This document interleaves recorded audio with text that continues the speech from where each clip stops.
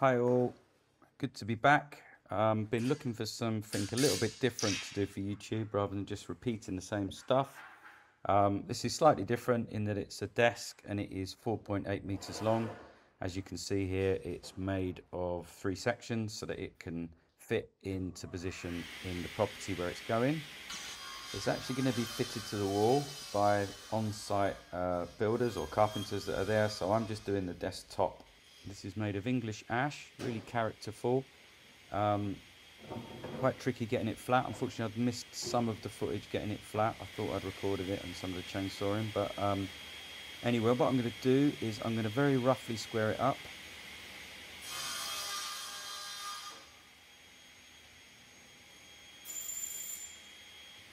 So I can lay the pieces out to try and get the correct widths or lengths rather for each section.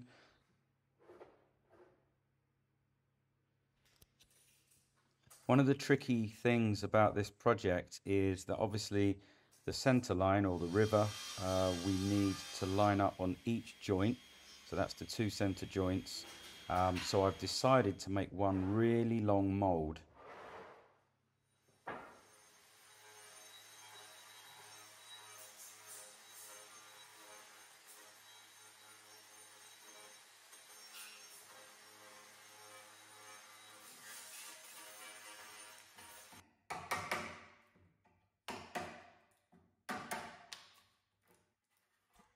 As tempting as it is to leave the bark on, it's really not a good idea. You're going to get a very bad connection at some point, something's going to give. So I always clean it back, and I tend to try and use a very coarse grinding disc or wire wheel to try and give some texture to the edge to give the resin something really good to bond to.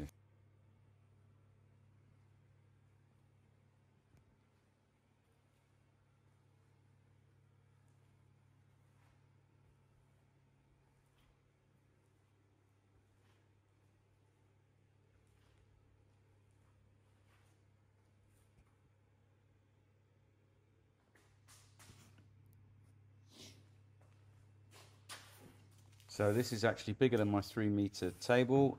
I've extended it over to my lift tables.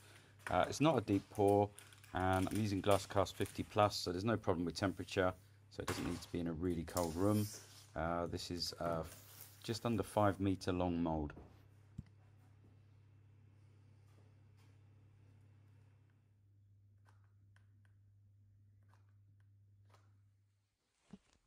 So you can see I've got the cut lines here for the 2 sections, or the 3 sections, 2 cuts.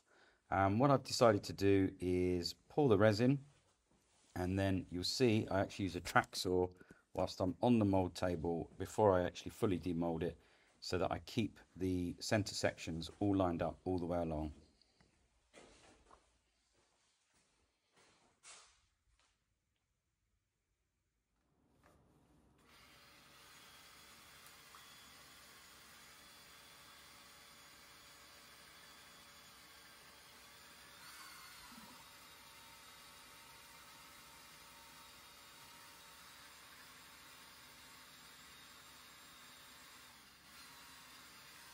As I said, this is glass cast 50 plus, so it can pour very deep. We're pouring about 40 mil here. It can pour up to 50 mil in a decent environment, not too warm. In my room, I could pour this mega deep. I can keep it wet, completely liquid for about 2 weeks with this cool table and the air conditioning running.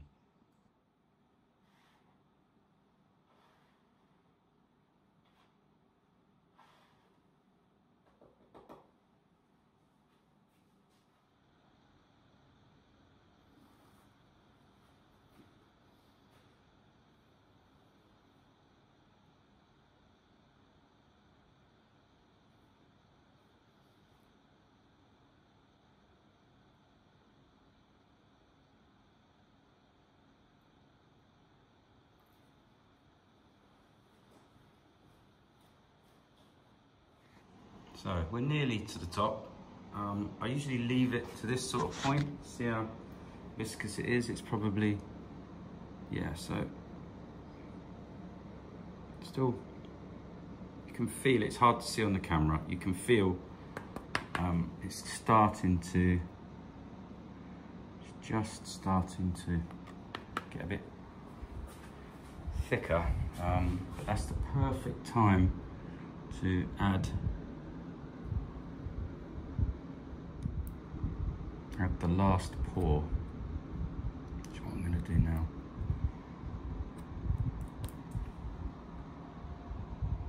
Just to top it up.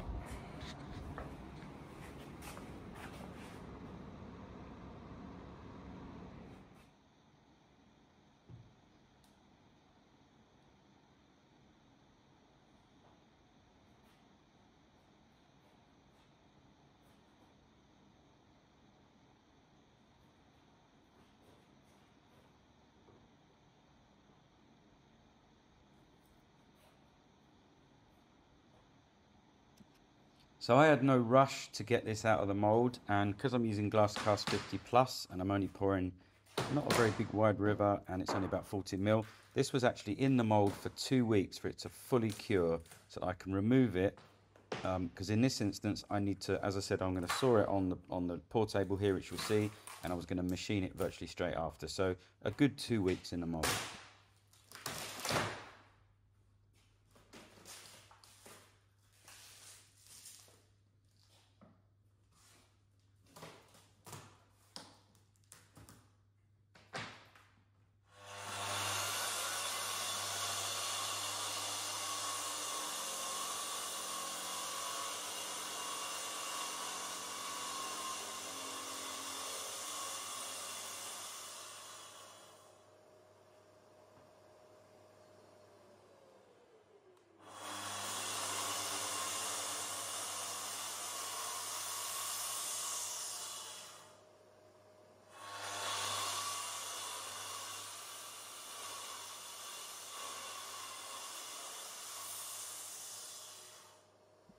Now I'm really taking my time here because I've obviously got very little or no clearance underneath, and I don't want to cut through my pour table or my polypropylene sheet here. So I'm just going really slowly until I hear it break, and then I'll pull it apart.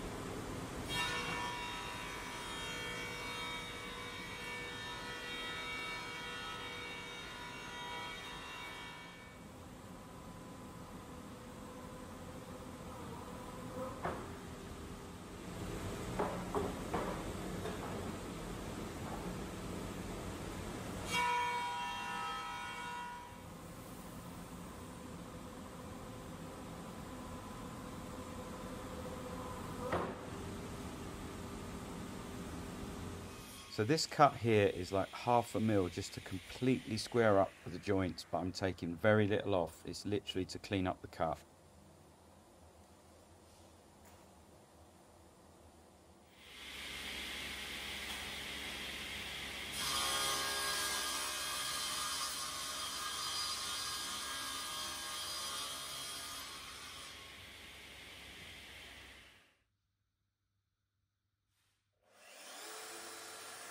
So I'm now inserting the domino breakdown joints. There's plenty of videos on YouTube. I've got a lot. If you want more information on the Domino XL and the breakdown joints here, just go back through some of my older videos, explanations and demos on how to use them.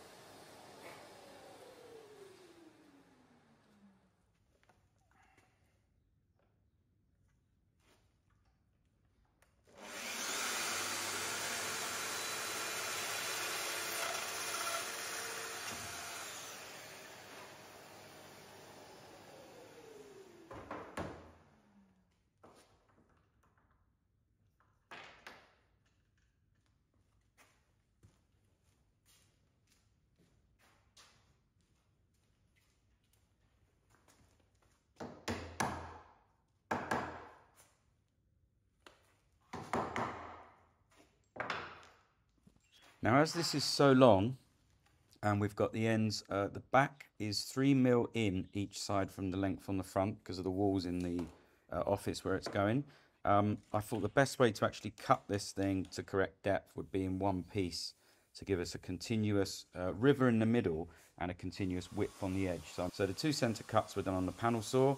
I then can cut the front edge and back edge after it's all in place. I'm literally taking off, you'll see here, like a millimeter just to make sure it's all dead square.